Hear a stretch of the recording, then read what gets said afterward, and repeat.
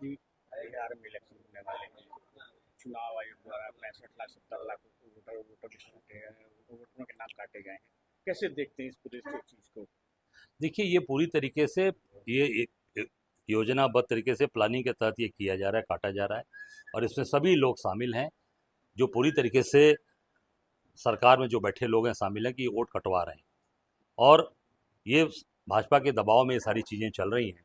हमारे नेता आदरणीय राहुल जी SIR पर सड़क पर निकले हैं। पूरे जो कार्यकर्ताओं का सहयोग है, जनता का सहयोग है, जो उनके साथ हम सब का पूरा सहयोग है। पूरी कांग्रेस पार्टी, कल बलिया के लोग, सारे लोग, पूरे प्रदेश के लोग कल गए थे। उन्होंने पूरा अपना समर्थन दिया, सहयोग किया।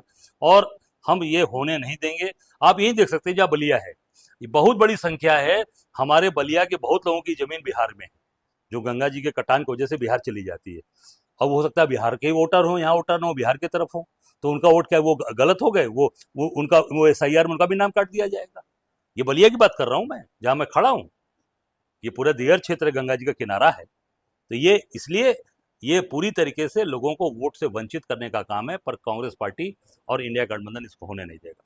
बिहार में जो चुनाव होने वाले हैं, किनके किससे किससे गठबंधन होगा आपका? हमारा गठबंधन वो पहले से तय है, RJD लालू जी के साथ है, और VIP पार्टी है, कम्युनिस्ट पार्टी है, और पूरा एक महागठबंधन इंडिया का वहाँ पे पहले से मजबूती से काम कर रहा है। कितनी सीटों पर कांग्रेस चुनाव लड़ेगी? अब मुझे लगता है कि जितनी पिछली बार लड़ी थी उससे ज़्यादा ही लड़ेगी, कम नहीं लड़ेगी। देखिए, अभी इसमें सीट का नहीं है, इसमें सबसे बड़ी बात है कि ये चोरों से प्रदेश को बचाना है, देश को बचाना है। कि जो चोर देश को लूटना चाहते हैं, चोरी कर रहे हैं, देश प्रधानमंत्री स्वयं बनारस में चोरी करके चुनाव जीते हैं।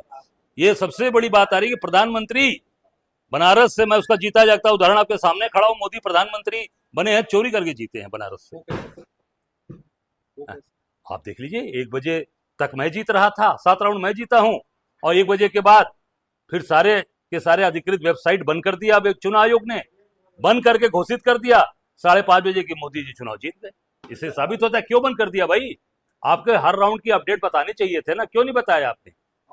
542 सीट पे अपडेट आते रहे, बनारस 1 सीट अपडेट बंद कर दिया गया। इससे साबित होता है कि चोरी करके जीते। सर, चुनाव आयोग एक डेटा देता है, राहुल गांधी उस डेटा को एनालाइज करते हैं और फिर उसी डेटा पर उनसे बयान हल्फी भी मांगी जाती है। इसको किस नहीं, चुनाव आयोग से जो राहुल जी मांग रहे हैं कि इलेक्ट्रॉनिक हमको जो पूरी तरीके से चुनाव, अब हमको मतदाता सूची दीजिए, आप हमको CC फुटेज कैमरा दीजिए।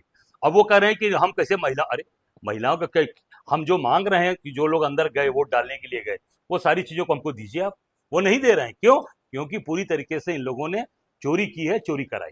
बिहार में जन स्वराज पार्टी बन रही है, जो नई नई पार्टी, इससे उसको आप किस तरह देखते हैं? कितना प्रभाव आप लोग उस पर देखते हैं? ये किसकी पार्टी है? जन स्वराज। अब हमें मालूम नहीं किसकी पार्टी, हम जाने ही पहली बार तो नाम सुन रहे हैं उनका।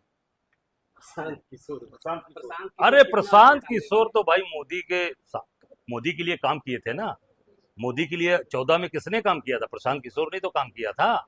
और आप देख सकते हैं कि अमित शाह जी के कहने से JDU में उनको पदाधिकारी बनाया गया था। अमित शाह जी ने कहा था, नीतीश कुमार से कहकर उनको पदाधिकारी बनाया था।